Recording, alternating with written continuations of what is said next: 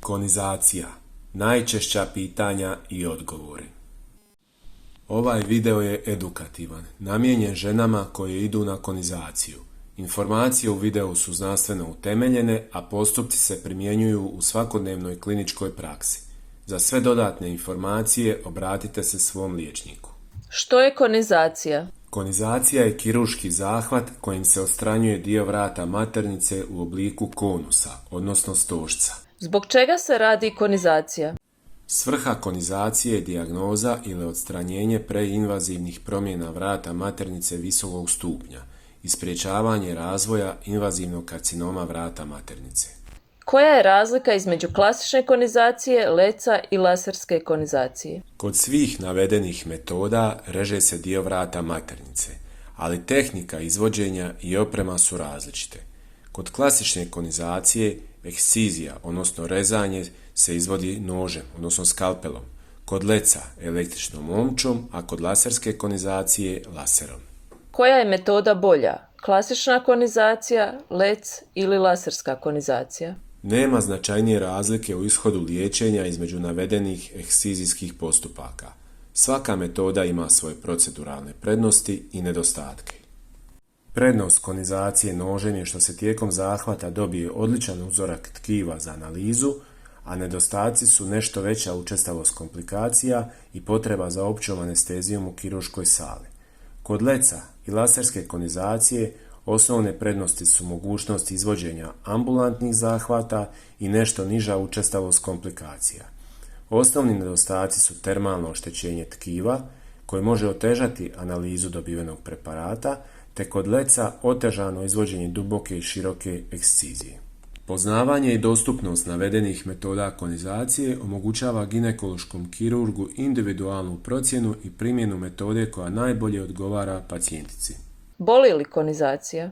Klasična konizacija se radi u kirurškoj sali. Pacijentica je u općoj anesteziji, spava i ne osjeti bol. Lec i laserska konizacija se mogu napraviti u ambulantnim uvjetima kada pacijentica primi lokalnu analgeziju i ne bi trebala osjetiti bol. Također, te dvije metode se mogu raditi u kirurškoj sali dok je pacijentica u općoj anesteziji ili u intravenskoj anesteziji. Koje su komplikacije konizacije? Najčešća komplikacija je krvarenje koje se može javiti tijekom operacije, neposredno ili čak 1 do 2 tjedna nakon operacije. Ostale komplikacije su infekcije, perforacija maternice, ozljeda mokračnog mjehura, ozljeda crijeva. Od kasnih komplikacija stenoza vrata maternice se javlja u do 8% slučajeva. Također, jedna od komplikacija je insuficijencija vrata maternice koja može imati utjecaj na kasnije trudnoće. Kada je najbolje raditi konizaciju? Konizacija se radi neposredno nakon menstruacije. Kod postmenopauzalnih pacijentica konizacija se radi u bilo koje vrijeme.